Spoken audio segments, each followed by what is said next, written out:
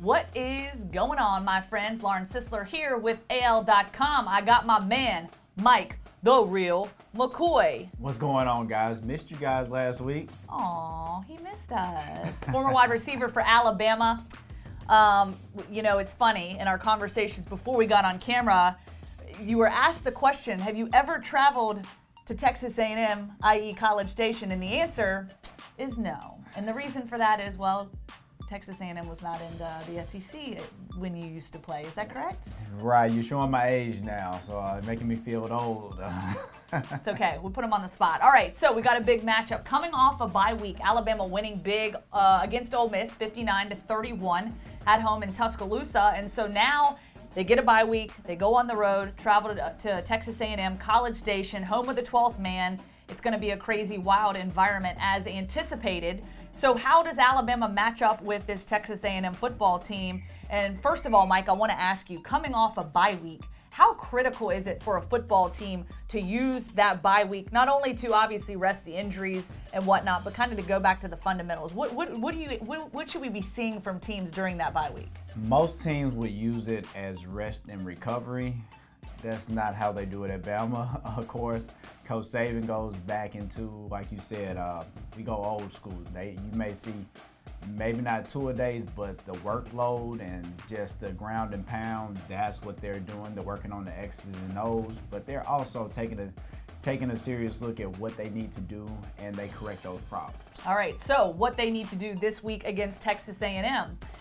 In this matchup, some things we're looking at. Obviously, you have Kellen Mond, a guy that is a mobile threat quarterback, which has been a problem for Alabama, especially a defense that has not been as dominant as it has been in years past. Some concerns there, the youth, the communication in this matchup against, obviously, Texas A&M has some great receivers as well. Yeah. So what are you seeing in terms of that matchup? How Kellen Mond, his receivers, obviously his offensive weapons, match up against this Alabama defense? Honestly, with a special quarterback like that, we're going to have to contain. We got to rush the guy. Like, we have to put pressure on him, and we have to cause him to make mistakes early, get in his head early. We can say that Alabama's defense is not up to par. That's what most people will say. They're not like they used to be, or they're not like the 09 team.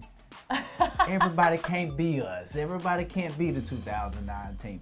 But I can say this, I don't think they will have any issues. They haven't really been challenged, and I feel like this week they will make a statement. Yeah, so talking about the secondary, how critical will it be for the secondary? Not, obviously the linebackers, that's been the communication issues, especially with the youth that's been in that position. But when you take a step back to the secondary, how critical will it be for those guys to really bring that pressure on those receivers? They're going to have to play fast early. That's an experienced group. They are. I would put them at a top 10 receiving core group. They finish after the catch, they break tackles, and they hit home runs. And you're playing at the 12th man, so it's going to be for an adjustment, but I think they'll be up for the challenge. Okay, on the offensive side of the football, we know what they bring. Obviously, Tua Tagovailoa and company just continue to throttle teams offensively. Obviously, you have four guys well over the 1,000-yard receiving mark. Of course, Jalen Waddle, Devontae Smith, Henry Ruggs III, and who's the fourth one I'm looking for? Jerry Jeudy. There he is. And so, obviously, we've got a plethora of guys. Alabama wants to try to run the football more, find that balance, but obviously they're not going to apologize for throwing the football. But this Alabama offense just continues to produce and continues to play well. What kind of matchup do you see against this defense in Texas A&M? Man, it does not matter. With that receiving core, that offense, it does not matter. So it's going to be mismatched all the way across the field, and it's that's an all-star team. You're looking at the Warriors from last year.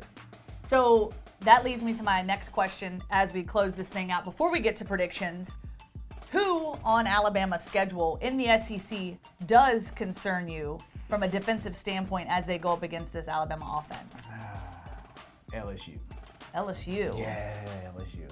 So do you think LSU has been tested and really shown us? Obviously, a lot of people kind of looking at that first game against Texas, an impressive win, obviously a big win for LSU, but going up against them, obviously in November when they get tested. So you're concerned when they come to Tuscaloosa, that is going to be the most difficult matchup for them. I do, just because Coach O and Coach Saban have history.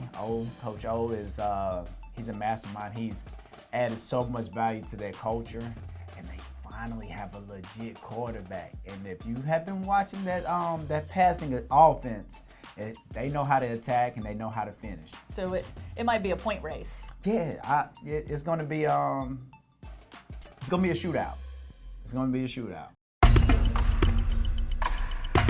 Okay, so we're going to reel this thing back in, and we're going to give you our predictions for the Alabama-Texas A&M game.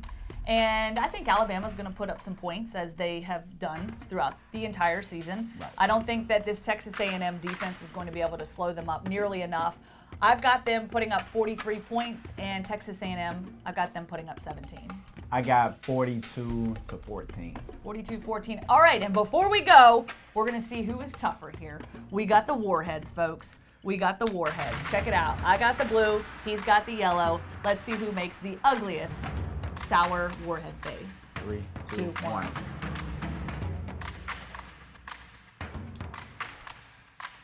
Hold in.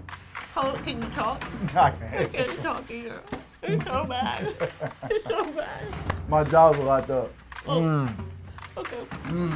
Bye. Oh.